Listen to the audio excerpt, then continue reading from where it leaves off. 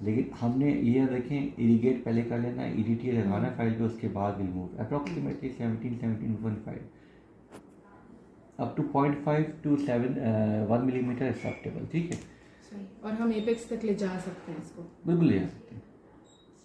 ठीक है, सही।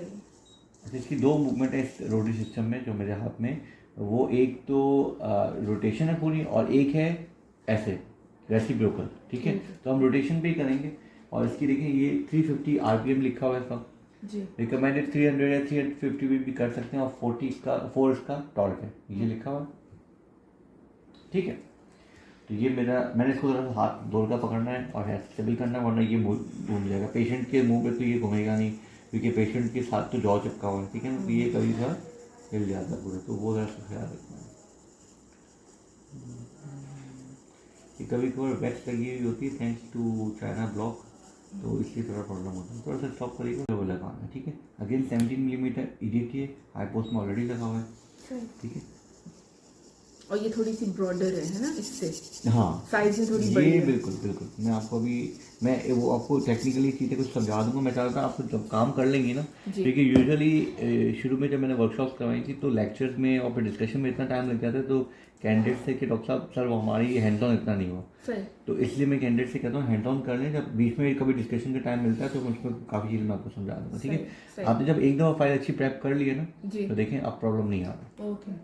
ठीक है, अब ये प्रेप भी हो गई, तो पहली प्रेप में ज़रा मुश्किल है और उसके बाद बाकी प्रेप में काम आसान है। ठीक है, तो ये from smaller diameter to larger diameter we are going, और ये F1 पे हम फिनिश करेंगे क्योंकि कैनाल का डायमीटर वैसे ही बहुत नैरो है। तो F1 पे प्रिपरेशन करना इसलिए ज़रूरी है कि प्रिपरेशन करेंगे तो डिब्राइडमेंट EDTA इरिगेशन अच्छी होंगी तो कैनाल डिसइंफेक्ट हो जाएगी। ठीक है, और यूजुअली रोटरी करने में यूजुअली हम सिंगल विजिट में कर सकते हैं, सिंगल में या मैक्सिमम 2 विजिट। हाँ, लेकिन डॉक्टर साहब मेजॉरिटी केसेस में अब एंडोडोंटिल जो सिंगल विजिट में होगी। जो भी ऑपरेशन है, चाहे बाईपास है, चाहे किडनी का ऑपरेशन है, तो किसी का भी ऑपरेशन है, जब इतने बड़े बड़े ऑपरेशन सिंगल विजिट में हो रहे हैं तो ये भी इसके फ़ायदे हैं, इसके बहुत फ़ायदे हैं, सिवाय एक नुकसान के।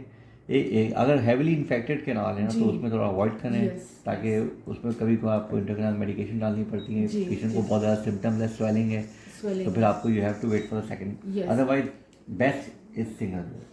ठीक है, मतलब सिवाय आजकल पेमेंट ना होने के पेशेंट पेमेंट नहीं दे रहा है, उसके अलावा there nothing much indication left कि आप मल्टीपल विजिट में जाएं। ठीक है, उसकी क्योंकि आप बहुत अगर अच्छी डिब्राइडमेंट करेंगे, क्लीनिंग शेपिंग कर देंगे तो आपकी कैनाल बहुत हद तक साफ हो जाएगी। सही। जिस तरह में मेरी एक पेशेंट है जिसका चल रहा है रूट कैनाल, तो उसको अभी भी पेन है डिस्पाइट।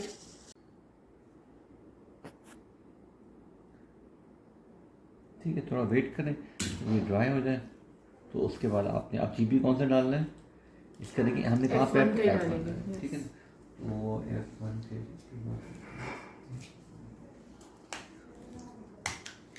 अच्छा, उससे पहले सीलर यूज़ करना है। मैं वैसे समझाता हूँ, सीलर की दो कैटलिस्ट है और बेस्ट है।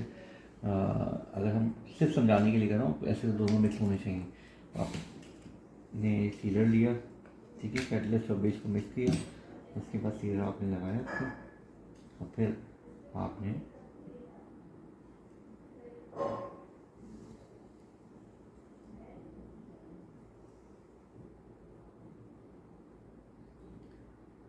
हैंड प्रिटेबल है।